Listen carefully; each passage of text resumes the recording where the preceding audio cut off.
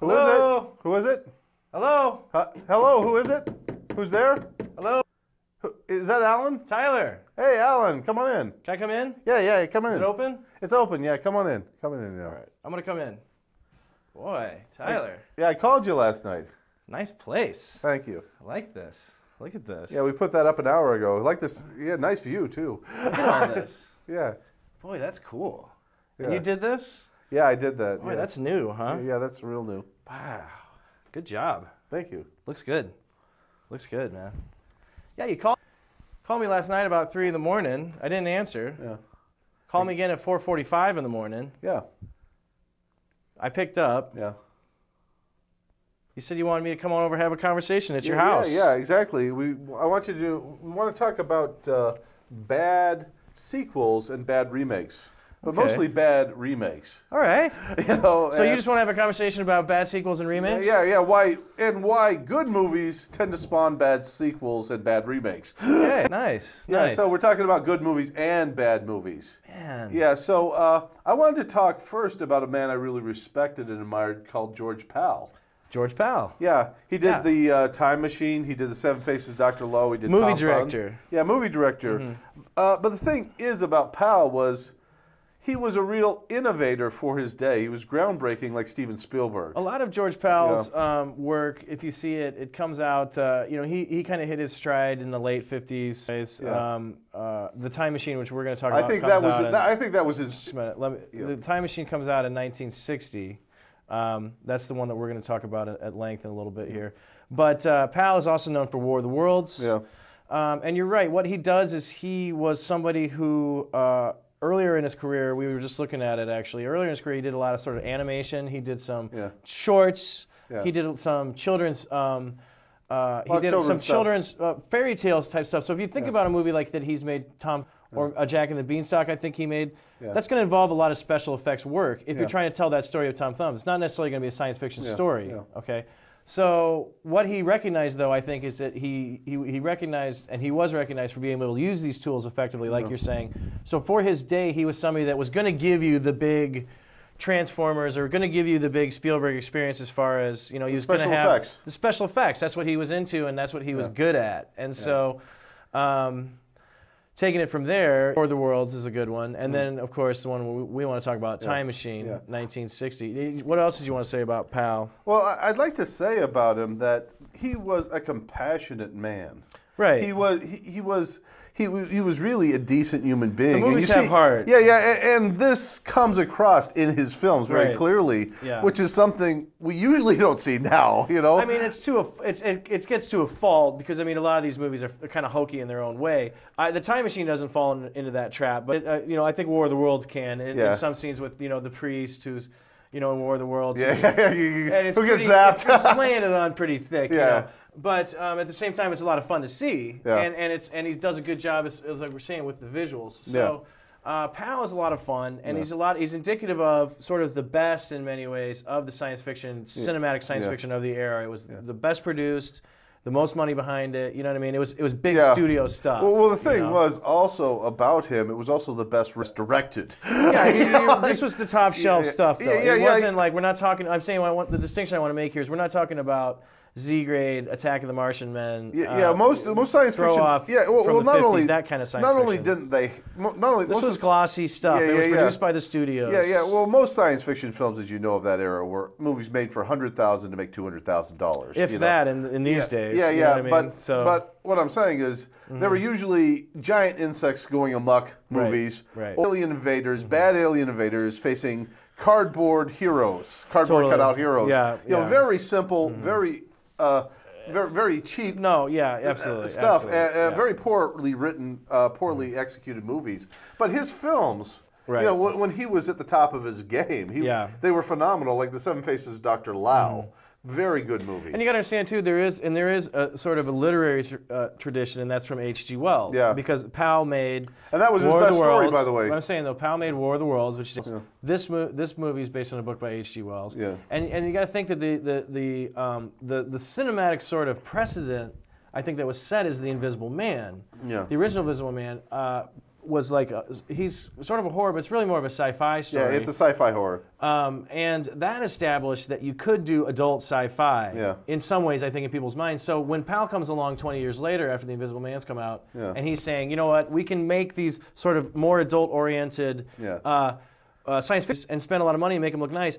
And a way to do that is to sort of legitimize ourselves, use an H.G. Wells story, because that's going to give you sort of a literary, right off the bat, it sort of gives you like a literary, you know, I don't know what you'd call that, label that's going to give this thing a little bit, put it on a little bit higher plane than it would be if it was somebody like from some writer of the day, you see what I'm saying, that was just doing some other parable. Oh, yeah, yeah. Well, the thing is not only is this an H.G. Wells story, but it's his very best story, hands down. H.G. Wells, you can make the argument. In my opinion. It's been a while. I've read them. It's been a while since I read them all. I did like War of the Worlds a lot, well, it was also very good, but I'm saying, if I had to pick his best one, I'd say it's The Time Machine. It's got, Time Machine stuff is really cool stuff because it's one of those things in science fiction that can actually like sort of creep you out in a way. Yeah. When you start thinking about parallel worlds and going forward and how does this reflect the world we live in? Yeah, what does that mean about me? It's like you say that stuff about like, you know, every time you make a decision, it's like you can make the other decision. So it's like, what about the decision I made, like that I cross the street and I get hit by a truck, so it's like I'm dead other places, that I'm alive here though? Yeah. It's like parallel worlds, I know, but it's like, think about all those poor people in that parallel world where I'm dead. Yeah. I mean, seriously. Yeah. God. What would you do without me, Tyler? I'd be here talking by myself, and I'd be in trouble because you're really good. Yeah. You're a really great co-host. Yeah. But the thing was I wanted to say, it's your I want to say also about Pal was that he's very much a ripped off artist. But you see his footprint in science fiction, everything that followed it. Definitely right about that. You know, and I want to talk about that for a second with Star Trek II. Wrath of Khan? Yeah, the Wrath of Khan. Yeah. And there was a scene in one of his movies where someone dies on the space station, and they have a funeral in outer space where they eject the body into outer space, float out. Which one was that? I don't remember the name of it, I'm embarrassed to admit, but they used that for the death of Spock, where they eject his body in the coffin out into space. Amazing Grace on the bagpipes. Yeah, that was that. I have to. Not a dry eye in the house. I have to say, I didn't like the Wrath of Khan that much, but that scene. What are you talking about? Wrath of Khan's a great one. Yeah. Well, I'm saying I didn't like it that much. I thought it was a good film. You didn't like it as much as Star Trek: The Motion Picture. No, I like that one less. The fourth one was my favorite. Are you a Star Trek: The Motion Picture? No, I'm not. No. And it's like, I fell asleep at that one. I called it Star Trek: The Motion Picture. There's only one Star Trek movie, Star Trek: The Motion Picture. The other ones do not exist. No. Number 4 was the only one I really loved. With the whales one, yeah. But, I like 4. But I'm saying is... I like them all. I'll watch 5. I'll watch the crappiest one. Yeah. I'll watch them all, no matter how bad they are. But you sit there and watch it and see how bad it is. Yeah, but the thing was that scene worked the way Pal did it in his movies, and they did the same scene let's again. talk about something that both of us know for sure exists, Tyler. The Time Machine. Yeah, The Time Machine. And this is a great movie. This is honestly a really good movie, and it stars Rod Taylor. Yeah. As the main guy, and Alan Young. It takes place back in turn of the century. It starts around the turn of the century, right? They're about to go forward in the millennium. Or into their new 19th century. Their new century. Yeah, the 20th century. And he comes over, he's a scientist, he invites these other scientists over for dinner. His friends. Now, what's interesting about the movie is that right off the bat, you've got a couple guys that are just the scientists. So these are sort of bit part guys. Yeah. But one of them is Alan Young, who's the redhead guy. Yeah. And he has been in a ton of great, he's always great. He's always great. I think he was the guy from Mr. Ed, right? He is. So he's the guy from Mr. Ed. And another one of the scientists is Mr. French. Was that Sebastian Cabot? Sebastian Cabot from. So it's just great because it's one of those great moments where it's like just the throwaway characters. You're like sitting there watching TV, going like, oh, that's what's his name from there, and that's him from there, and they all do a great job because those guys are all good actors, and they all are actors, especially Alan Young because he plays sort of this guy where. We're not. I don't think if anybody's sitting here watching this, we're not giving out big spoilers. We're just going to assume you saw about the time machine a little bit. But Alan Young's character, for instance, is one of the great things about this movie and his performance, because he, first of all, he plays himself, and then when the guy goes forward in time, he plays himself as an old man.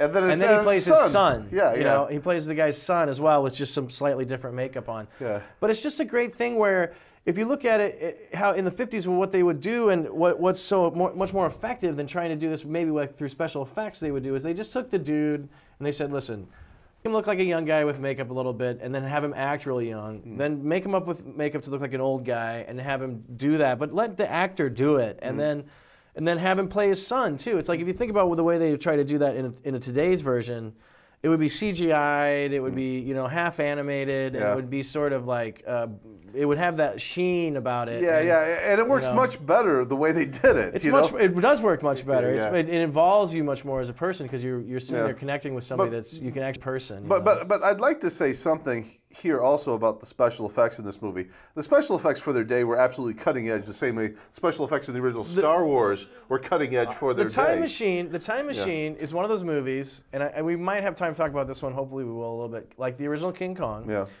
that achieves what I think we've talked about on this show before, and it's like, does it allow you to, in your mind, create a sort of little hermetically sealed world where this is taking place, and it works, and it's like, and you can sit any kid in front of the Time Machine, and the kid will watch it, and it's like, because it's good enough, and the special effects, the way they pulled them off.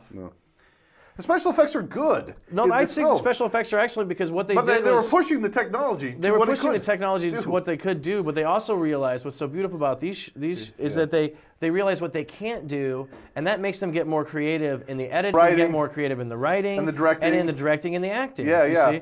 I agree wholeheartedly. What I'm saying is, when you strike that balance, it doesn't matter if... What I'm saying is like this. Think about it like this. It's a little meta, but think about it like this. When you strike that balance between your art direction, like coming down this way, and your special effects ability, it doesn't matter if your special effects ability is down here, if your art direction comes all the way down to meet it. You see? Some movies you have a really high special effects budget, but did the art direction or the art part of it come down to meet it? So it doesn't matter how rudimentary your special effects ability is. If you have a movie like The Time Machine, what they've done is it meets itself, and it's like, so it will be perfect forever. It's like The Wizard of Oz. The Wizard of Oz will always be great, and my nieces love The Wizard of Oz. If I had nephews, they'd probably like The Time Machine. You know. Well, I will say this about The Time Machine and The Wizard of Oz: if we could, we can go back and tweak those movies with the special effects we got now, but you don't need to. Wait, Tyler, what time does the train come through here? About 5 minutes. We're good. All right. That's a Fairfield train. I just don't want to. That's a Fairfield train. We're in Iowa City. We'll be fine. If we want to take we can take a break and maybe just. No, we're fine. Okay. We're fine. All right. But what I'm saying is, you can't go back and improve these movies. No, you by can't. changing the special effects. There's nothing you can do. There's nothing you can do to make to the Time Machine better. It's colorful. It's colorful. It's exciting. The visuals of like the ruined city, the future city, those are really cool examples of 50s era fun with the domes and the gold, and he goes in there, and even the art direction inside of the future city, and then the fallen future city where you have this sort of nightmare version of the hydroelectric power, maybe where they have these, and they have the Morlocks down there in the earth, and so Tyler, why don't you just let's say one paragraph, give us just the plot of the Time Machine. Okay. Well, it's a story about Rod Taylor, who's a scientist, who's disgusted with the suffering of the world he sees and wants to go into the future, thinking he'll find this utopian world. Okay. At first he thinks he finds this utopian world, and then he realizes, wait a minute, this isn't utopian at all. Right. This is a worse nightmare than when I left. That's what's so clever about the film. Yeah, and I think that encapsulates it. I think that encapsulates it perfectly. Yeah. And so then the 1960 version then has a bunch of cool things in and of itself. And I'll give you two things we can talk about. One is the actual way that they envisioned the time machine itself. Yeah. That was genius. And then the second one is the Morlocks. Yeah, because in the future he finds that the human race is split into two groups, Eloys and Morlocks. The Eloys stayed above, and they sort of look like us still, but the other group of people went down below during these future wars where they had wars that decimated the population, et cetera, et cetera. And sort of mutated out into these blue guys, which are like these little fat, you know, these with fat like, green guys. I think they look blue, but I like the blue. And then they have these like little eyes, and they all have like these sort of like shag sort of Beatles haircuts. They're frightening looking. White though, shock white. Yeah. With the sky blue skin and they are frightening. They are frightening. They're looking. Extremely effective. They are extremely effective bad guys. Yeah. And it just shows what you can really do with you know the right, exactly what we were saying before, the right amount of like technology and art direction. Yeah. Because it's like. They're doing at this point. They're doing these half masks things. So it's like the mouth can move. Yeah. You can see the mouth, but the entire is all fake, and like the eyes are like lit up red. And they're cool. I mean, you wouldn't want. And the thing is, if you saw Morlock, you'd want to run the other way. The other thing about them that's cool is like, and if you think about it, and we could probably directly contrast this with the remake that they did not too long ago. Yeah. They're small. I mean, they're small. They're maybe about 4 foot average height. They went out and got shorter guys, not dwarves, but like short guys. Yeah. They were maybe between 4 and 5. And they were stocky. They were fat. They went out and got fat guys too. And so they get these fat guys in their underwear, these little fat short guys, but there's like 20 or 30 of them, and they're like, but they're wide, but they're big bones. That's what I'm saying. No, exactly. They're muscular. They're strong. Muscular dudes, and they just let their bodies speak for themselves. It's like it's sort of like Kingdom of the Spiders. You wouldn't want like 50 tarantulas on you. You wouldn't want like 50 Morlocks short, coming at you. fat, kid, husky, stocky dudes running after you with their painted blue. I mean, you just want to get the hell out of there. Yeah.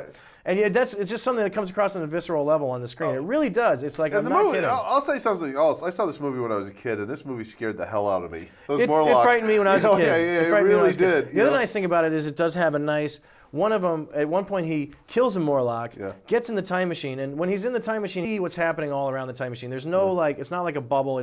He's just sitting in this chair like I am, and so he can see what's happening right over here. For instance, while he's moving through time, he sees it like we'd see a fast-forwarded movie, like a snail moving real fast across the floor. A snail goes really fast, for instance, in one shot. Yeah. And he kills this Morlock, it dies, and then he goes fast forward, and then you get this great shot of the Morlock body's degenerating, decomposing. And for the 1960, it's pretty good. Pretty impressive. It's pretty, and that, it works. It works. Oh no, I mean it's pretty gory. Yeah, you see like the whole thing, and the falling eyeball comes hanging out. Yeah. It's like, and it's like it turns into melt face and.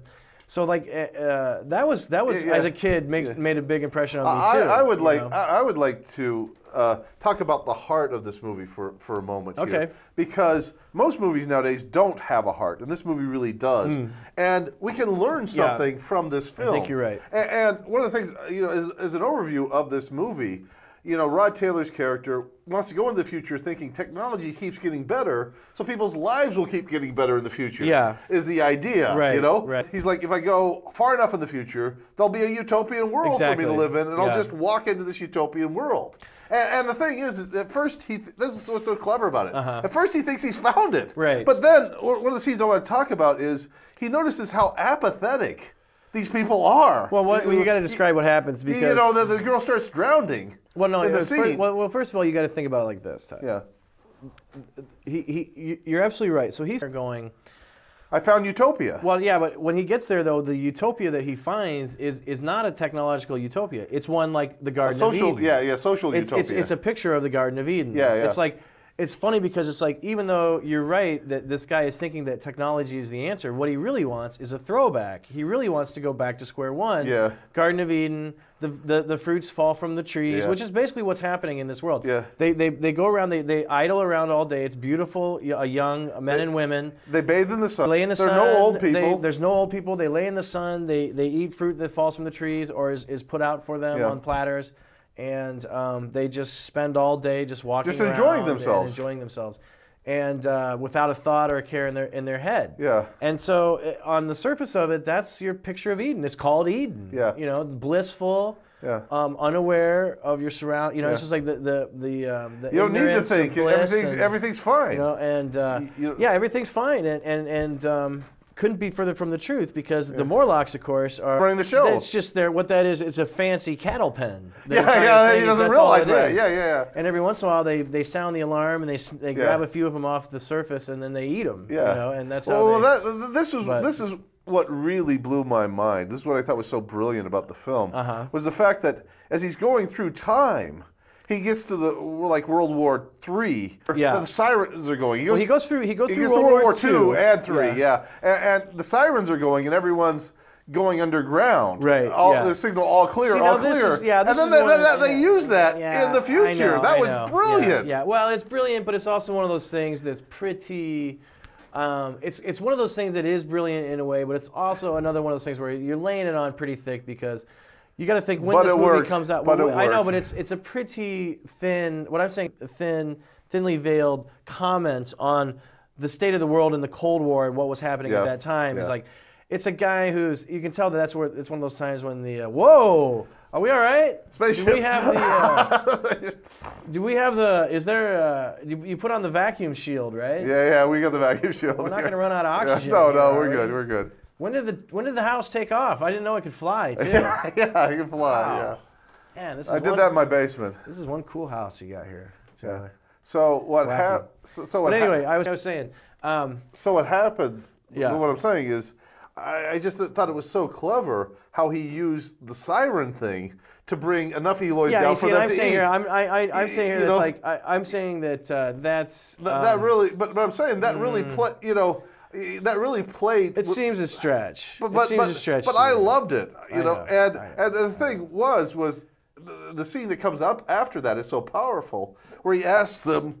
When do they come back? They tell them they never come back. They never come back. Yeah. And he's what happens to them? They're like, well, we don't know. Right. And it's like, he's like, well, let's try to get them back. He's like, won't you even try? Right. He's like, well, won't one of you try? He's like, well, I'll try. And the whole thing of apathy. Slow down. This is what he's talking about, folks. This is when after the Morlocks they sound this alarm, and people. The idea is that we're talking about is that.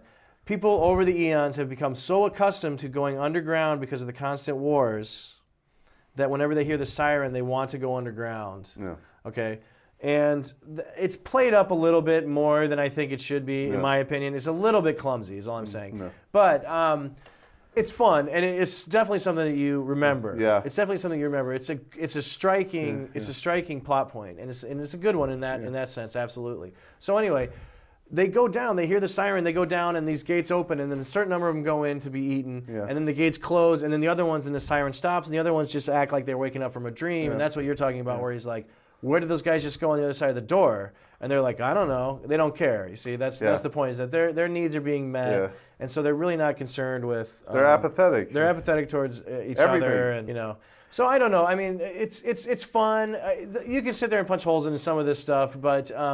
it's a great ride. It's a great thrill ride, and there's a lot of fun stuff in the beginning too that we're not even talking about. Where he gets into the time machine, he starts playing around with the time machine. So he doesn't actually get up to that future part until about halfway through the movie or so, or about a third of the way through the movie. That stuff doesn't really get going until a lot of other stuff has happened. So it's a movie that's got a lot. It's a lot of fun, and it's right. It's got a lot of heart in that. And what I was talking about, I think what gives the movie its heart is the Alan Young character. Yeah. Because the Alan Young character. It's kind of the voice of caution in the film. He's not only the voice of caution, but he's also a guy who what happens is the dude jumps forward like 30 years, first of all, and then he runs into his friend, you know? And his friend is at this point so old that he doesn't even really recognize him. He hasn't seen him for 30 years. But when he brings him up, he's like, he remembers him. Yeah. The old man I'm talking about. He remembers his friend. Yeah. He's like, yes, I remember that guy. And so it's like, and you could tell that there's, in the few lines that he has, Alan Young manages to convey this sense of this guy who really wanted to know his whole life what happened to that buddy of his who would take off and be gone. Yeah. And holy smokes, is that the neighbors? Get out of here, you hillbillies! Jeez Louise. You got to call the cops on those guys. Yeah, they're troublemakers. They got to stay in their trailer. You can't do that on your property, man. No, they can't, Jeez Louise. Tell you. So. Anyway, you get the sense that this guy really does care about this guy. I'm saying that's Alan Young. As an actor, he does that for you. He brings you that just automatically. Yeah. But then you get what? So you've got this really nice, sweet little movie, The Time Machine. And I'll tell you something else that's nice about The Time Machine that's totally awesome is the score. The soundtrack is one of the best ever written. It's written by a guy named Garcia, and he did like lounge music. Yeah. He did like space age lounge music, and so it's like he did this album called Fantastica. Yeah. And then George Powell heard that Okay, and he said, I need to get this guy to do the music for the Time Machine. Yeah. He had never done a film score before. Oh, yeah. He was just like a jazz guy. And so it's like the Time Machine is a really cool film score that also is very forward. And so it's like the film score of the Time Machine is brilliant. something you should download. It's brilliant. And hopefully we can play this. We can play some of that when we're editing this together, you know, for intro and outro stuff. Yeah. But you know, again though, we're just hanging out at your house, so I mean, maybe we'll just listen to it. Yeah, okay. But one of the things I wanted to say was, to me, you know, it's like there's just so many scenes I love so much that are just so. What's your favorite part? What's your favorite scene in the Time Machine? I think the first one.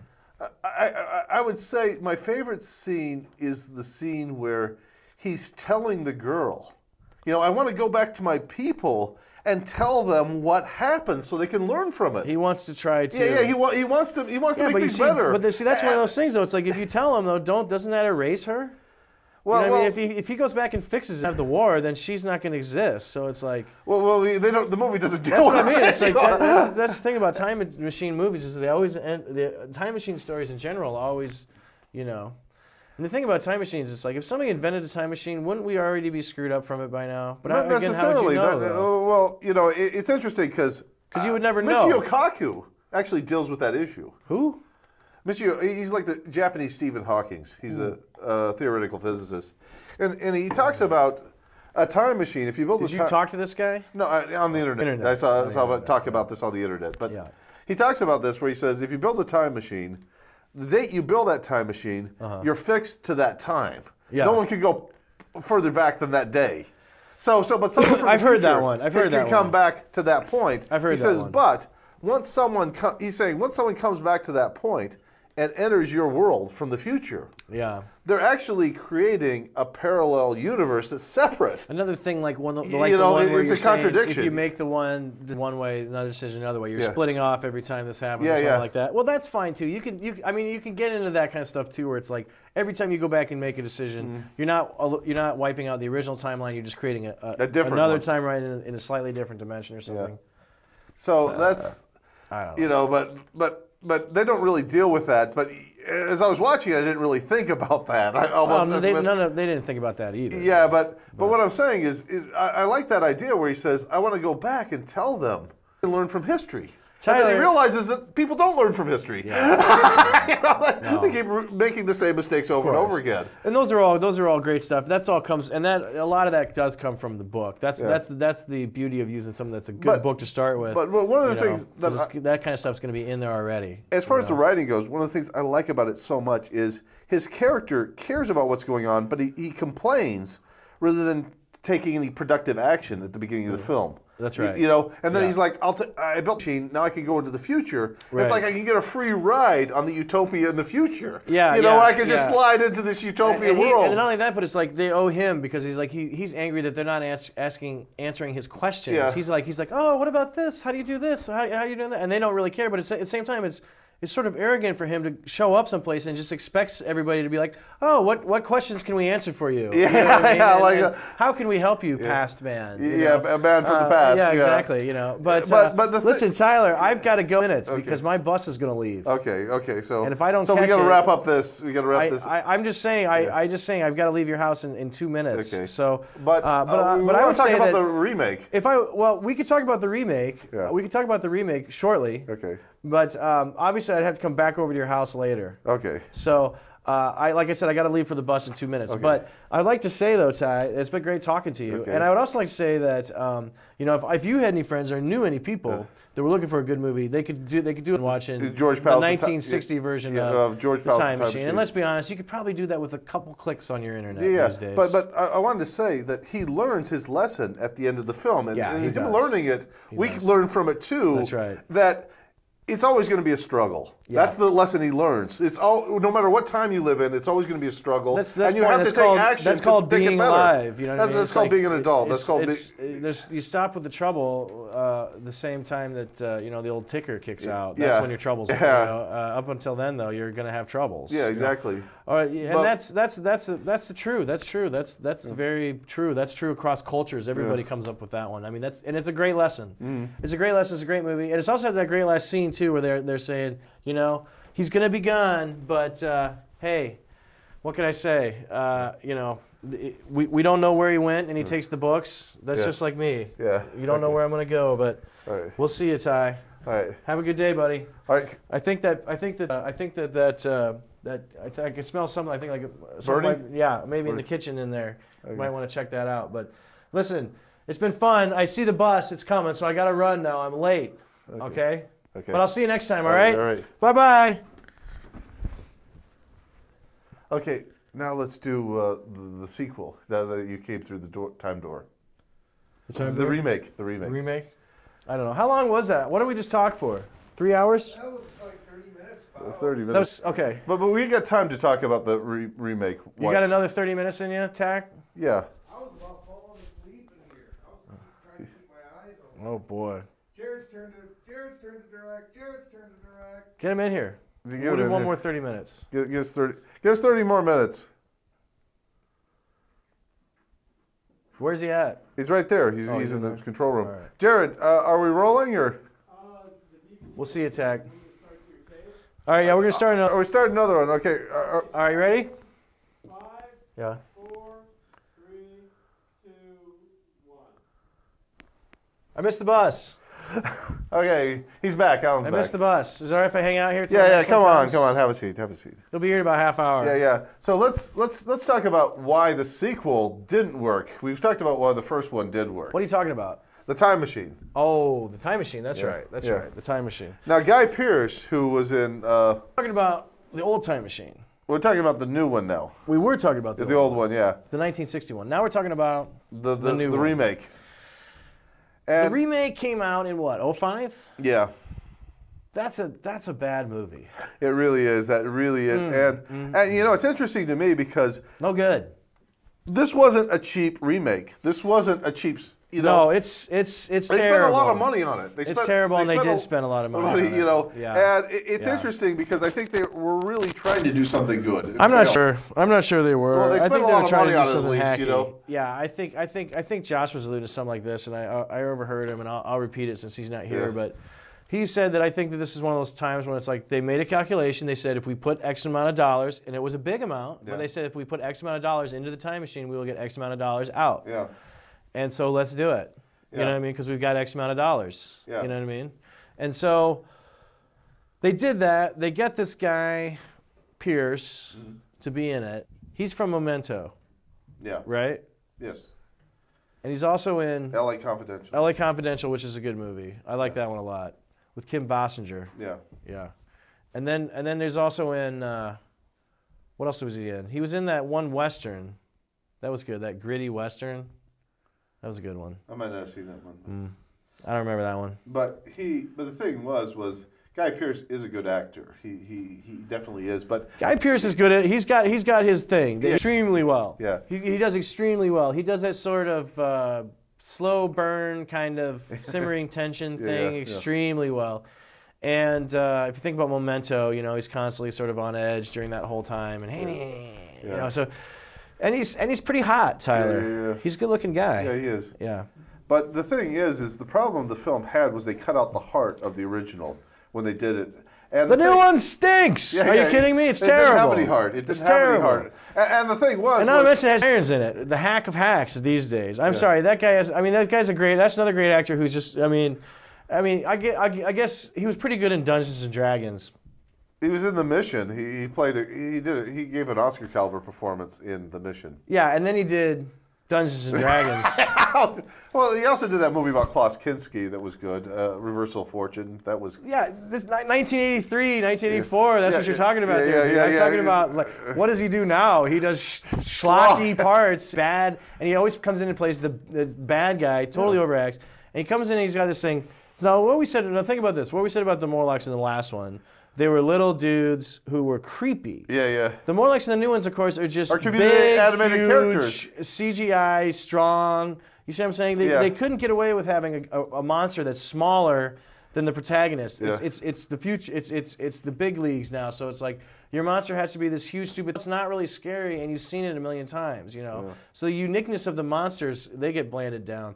And then Jeremy Irons comes out, and he's got this brain coming out the back of his head, right? And it comes out the back of his head, and then it comes down his back.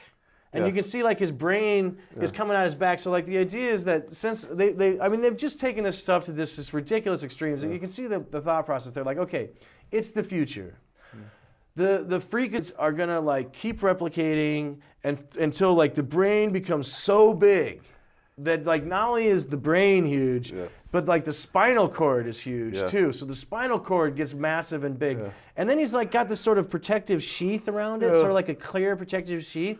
And his brain is hanging out the back. I'm like, what happens if he trips and falls on his back? His brain's gonna go smashing out all over the floor. How is this guy supposed to be bad? It's like his entire is exposed all over his body. All you gotta do is hit him with a stick, and it's like his right leg has stopped working. Or a pencil, just it's just like that's the other thing is like about those brain guys, because like there's other monsters in science fiction where like their brains are huge, and it's like I'm always just like. I'm nervous for the bad guy when I see his brain is hanging out because I'm just like, hey, listen, you cover up the brain. You know, he's like got a thing over his head. You know. By the way, what's under that? What's under that hat? Your brain isn't hanging out under there. No, it's fine. Are you sure? Did you check? Yeah, I checked. It's good. But what we'll say was, you were talking to Adrian Brody? In the original, it's about a man who wants. You can't have a great hero without a great desire line. And the hero in the original, Rod Taylor, wants to make the world a better place. Right. Guy Pearce's character wants to. He's just curious why he can't, with his time machine, he can't go back and change the past. Yeah, because his girlfriend keeps dying. They add in this whole dumb thing with the girlfriend dying, which is totally unnecessary. They add characters. They add this girlfriend who gets killed, or was that in the? Maybe that was in the book. I don't think so. Oh, okay. Well, the girlfriend gets killed in the first scene, so he invents a time machine so he can go back in time and give the horse some oats or something so it doesn't run over her in the street or something. Because doesn't she get hit by a horse? No. What happens is I think she got bit by a bird.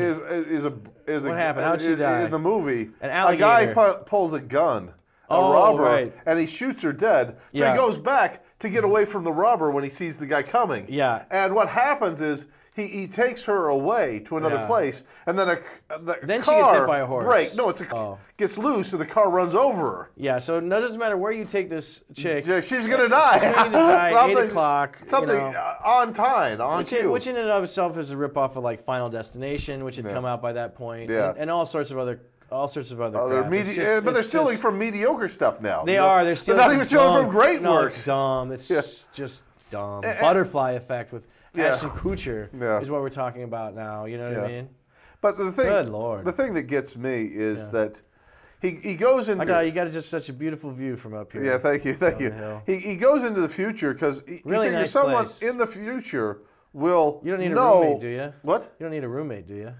Yeah. Maybe I could rent out the room in the back. Sure. Out behind the water there? Have to move to Fairfield. But on the other side of the lake there? That's close to where I live, I could build a little hut back there. Yeah, that'll work. Yeah. So what happens is that he goes into the future, figuring someone in the future will be able to explain to him why he can't go back into the past and change things. So he was that what he was saying? Yeah, that's right. And then there was the whole thing. He finds the guy who can tell him. The 7-Up guy. Yeah. The 7-Up guy. You know, the guy from the 7-Up commercials is the guy who tells everybody what's happening. Yeah, in the future. he explains to him. Which in a way makes sense because he works in commercials. Yeah. So it's like, everything's going to get bought and sold to you anyway, so you might as well have a guy from commercials. But he finds the guy and he asks him why he can't change the past. And he says, "Well, everything's set. You can't change anything. That's the way it works. Sorry."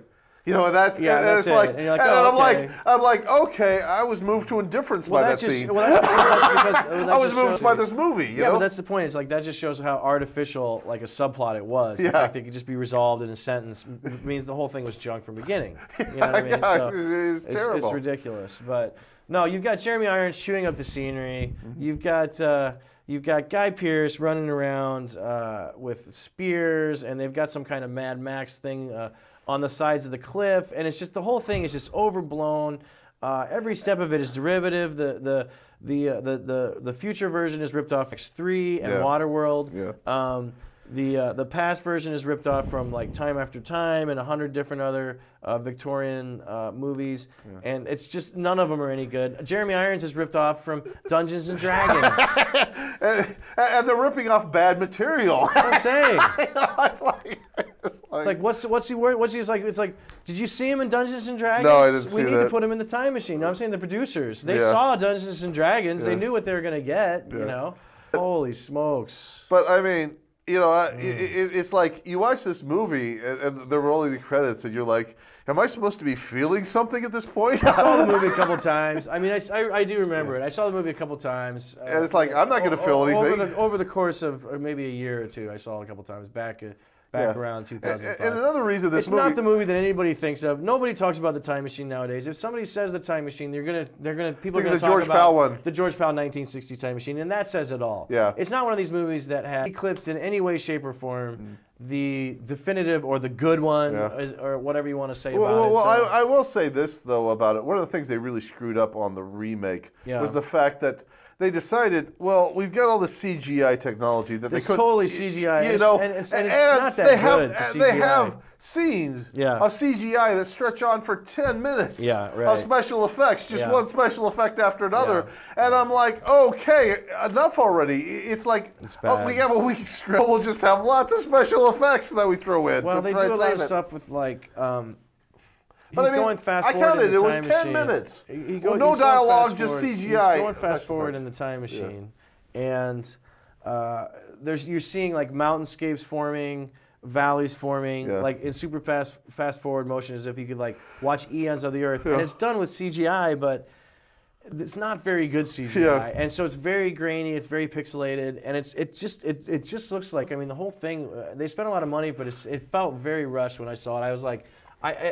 Even for the time, for 2005, I was like, these special effects are not that good, and they were not. They were like a B level special effects. I mean, it's but they were trying to carry it with this B level. Even that, exactly. And it was like one disaster on top of another. You know. Yeah. It was a domino. It was like a domino of failures. It's not that good. It's not that good. Let's move on. Let's move on. I think we've done the time. Talk about King Kong.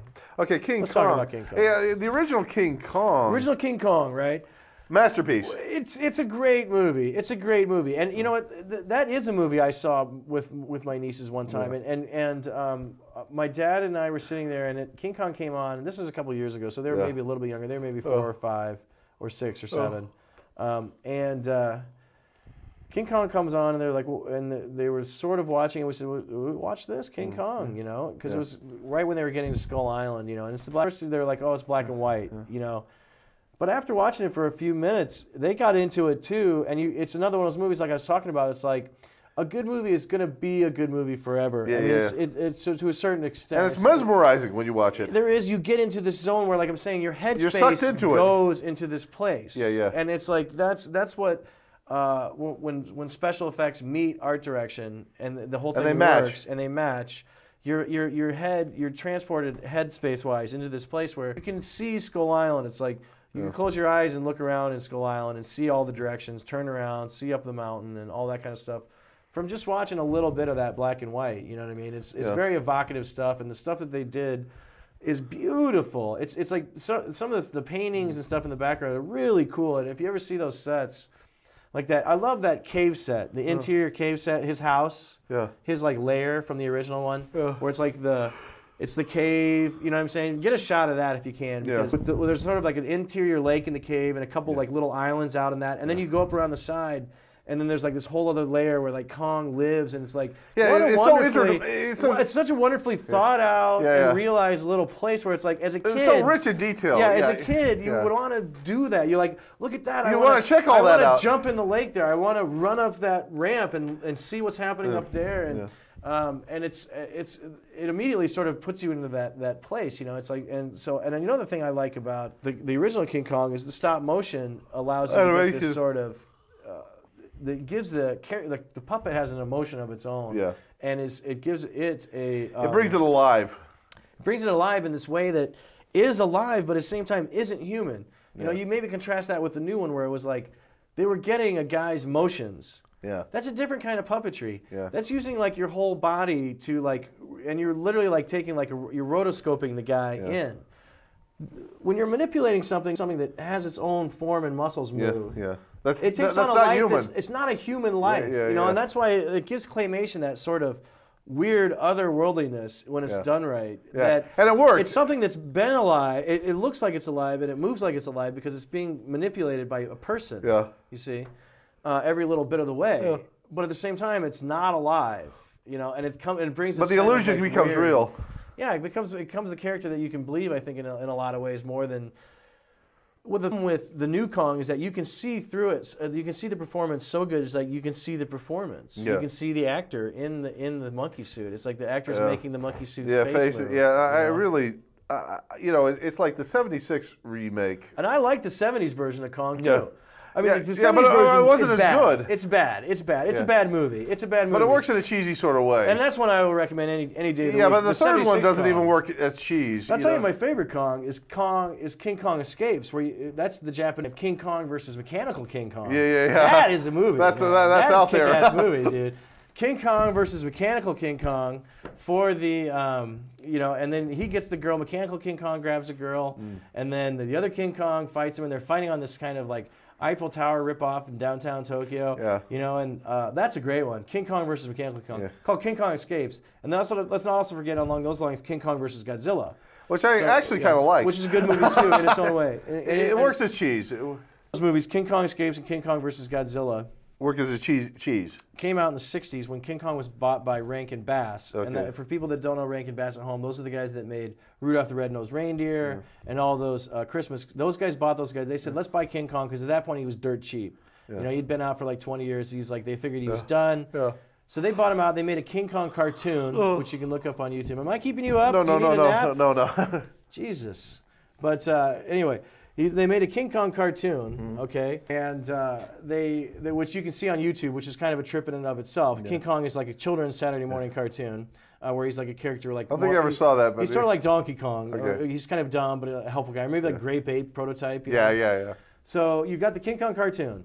At that point, then Toho Studios, which does Japan, they went in to deal with Rankin Bass, and they said, let's put out a couple more King Kong movies, see if we can make some cash off King Kong. That's when you got King Kong Escapes, which is King Kong versus Mechanical King Kong. Big thumbs up on that one. And then you got King Kong versus Godzilla, thumbs up on this one. The thing that's cool about those is that there's two versions. There's Japanese versions of those movies, and they're different. Yeah, I know that. They're edited different, and the endings are different. I know. In the American version, King Kong wins. The Japanese version, Godzilla wins. Yeah, exactly. But the other one is good, too. The other one is different, too, because I've seen the Japanese versions of both of them. Oh, really? And the other one is much better. If you can ever get a Japanese version of a Godzilla movie, that's the one you got to go with. You got to watch that one. It's pointless to watch them in English anyway. But by the way, did you know where the word Godzilla came from, actually? Did you make it up? No. Oh, I thought you did. No, it comes from the word gorilla and Kojiro. He kind of looks like a gorilla. Yeah. But there was a guy who was a stagehand who worked at Toho Studios whose nickname was Gojiro. Oh, really? Because he was so big, they called him a cross between a gorilla and a whale. Oh, okay. Gojiro. Nice. Kojiro, meaning whale, Japanese word for whale. Nice. Gojiro. I like that. But that's what it's called in Japan. But in English. You want to tell you there? Yeah. Keep it down, Christ. But that's where the word Godzilla actually came from. Nice. But I mean, the original Godzilla was actually pretty good. To be honest. The original Godzilla is good too. No, and I like the American bastardized version that they did. I like him too with Raymond Burr. Yeah, I like that version too. But you gotta love Raymond Burr in anything. Yeah. But I will. Raymond Burr's good in Rear Window. Yeah. He's like the guy who's the killer. He's great in that. Yeah. But I will say this. The remake that they made in New York City, that was embarrassing. The Matthew Broderick. Yeah, that was really... Another example. Really boring. Just incredibly boring. How could you make a Godzilla movie boring? Yeah. You know what I mean? It's like, how could you pull that off? They managed. They did it. They managed to do it. And they had a ton of money to make it with. It's so funny about the Godzilla one, and I think I said this before, it's like they get bogged down in this origin story crap and all this stuff. It's like, listen, we bought the ticket. It said Godzilla on it. We don't need We've heard of Godzilla. To us how Godzilla got here, we don't care. We bought a ticket that said Godzilla. We want to see Godzilla, you know? And so it's like same with King Kong. I mean, I don't know. The King Kong, the new one was way too artsy. Way too artsy and just too much talk and Adrian Brody. Adrian Brody is a nerd. Come on, he's not right for that part. Okay, that part you need like a swashbuckling sort of Harrison Ford prototype, And you could tell they're trying to cast against type. Yeah. It's just not. I'm not saying anything against Adrian Brody. He was just wrong cast. Same with they were trying to cast against type, and Jack Black. I'm a huge fan of Jack Black, but he's like bad in that movie because that's not a good role for Jack Black. And it's like it's like they willfully cast against type in that movie, and that's why it comes up and bites you in the ass sometimes because those parts were not good. The blonde was okay. Yeah, she was good. But the thing was my main problem was just the writing and the directing was terrible. It went on way too long. You could tell it was one of those passion projects. You could tell it was just like, we're starting to get into Elvis crazy here, and that's what I call it when it's like nobody tells him no. So like now you got Peter Jackson in that situation. No one will say no to him. He just made Lord of the Rings, and the next movie that comes out, he's like, I want to do this, I want to do this, I want to do this, I want to do this. And no one's going to say no to him. He's got 60 guys there falling over each other saying yes. You know whatever you want. Whatever you want. Let's go play racquetball 3 in the morning, King. That's what they did with Elvis. Yeah. So. Yeah, he at this point Jackson is untouchable. Well, it's just like, and then it just got too big, and he just let it. He just put he just didn't rein it in. It was just too much. Yeah, it's just too much. The thing was part of the problem was they had a script that was so tight, that was so brilliant in the first film, and they're like saying, we're going to rewrite the whole thing because we're smarter than the original guys who made the original script. And they weren't. They weren't. And the thing is the guys who made that original script, this was semi-autobiographical of them because they did go to Africa. Right. They did film these tribes, and they did make money off of it. I'll say this. The script for the original King Kong is as good a script yet in a giant gorilla movie. Yeah, you're not going to get one better. I'm not saying it's the only way to go, because it's like I think they make some interesting choices in the 76 Kong, for instance. Yeah. That's a different script, okay, but it's not as bad as the 2005 script. 2005 script is they turn it as kind of like Great Gatsby almost kind of thing, where it's like, or some kind of thing. I don't even know what they were going for. Some kind of, I don't know what, but it's like, it just seemed like it was just, way too literary for me. Way too, it had these pretentious of all this writing and writers and, quotes of darkness for, to each other. And they tried to really ship hands in the 1930s, quoted hearts of darkness to each other when they were fighting giant monkeys? No, I doubt it. What? No. And it wasn't just like a line from Hearts of Darkness. It was like this passage where it was like, and it's like, are you kidding? Come on, man. Give me a break. Well, the thing is again, they cut the heart out of the original. In the original, Kong was a brute.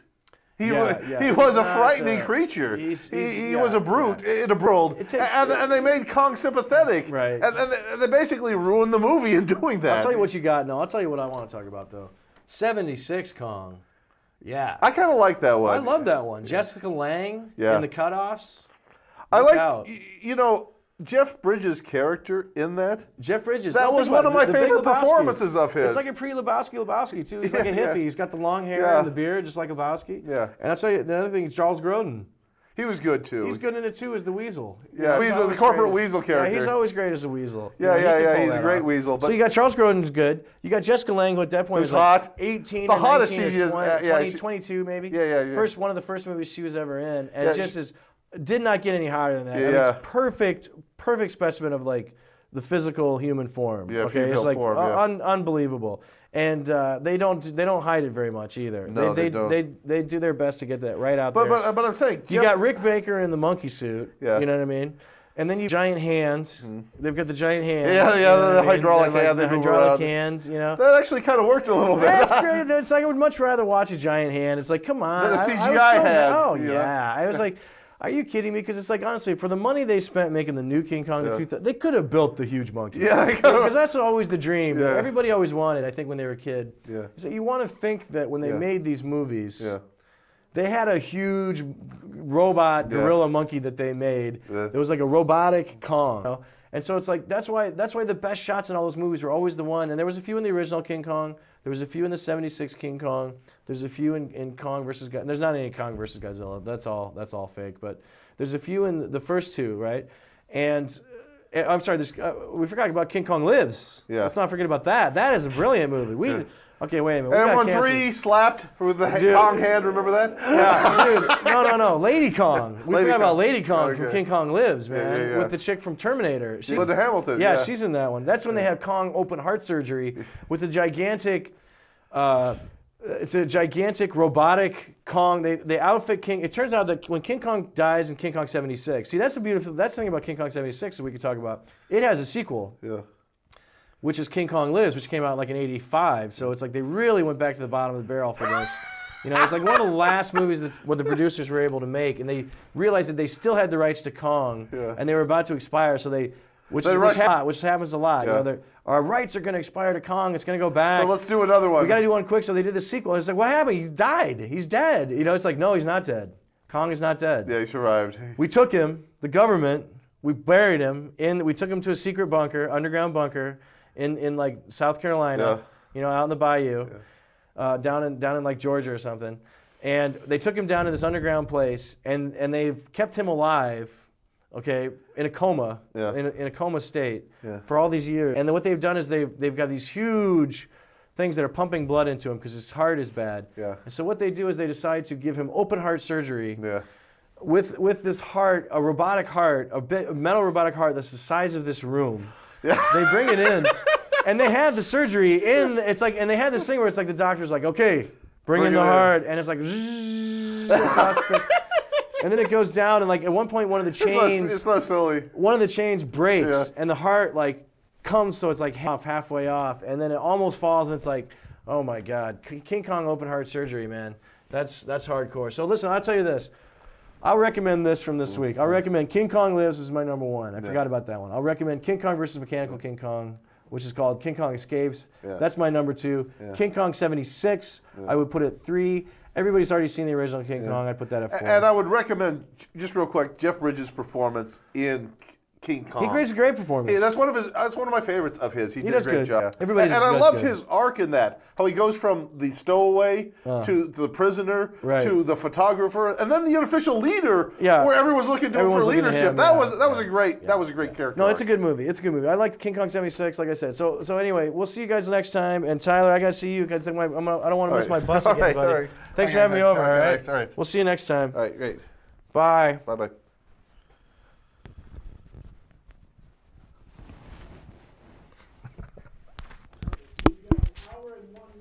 All right, that's fine.